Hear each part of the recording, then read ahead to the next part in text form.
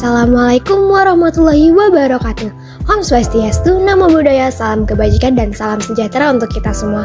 Halo guys, kami dari kelompok 8A TPB 34 akan membahas tugas RBL Fisika Dasar 2 dengan judul penerapan motor listrik pada bel listrik sederhana. Sebelum itu perkenalan dulu yuk. Kami dari kelompok 8A beranggotakan 5 orang. Yang pertama ada Raisa Walifaki dari Prodi Teknik Geofisika. Selanjutnya ada Cantika Uli Rahel dari Prodi Teknik Industri. Dan selanjutnya ada M. Adrian Perdana Bangun dari Prodi Teknik Industri.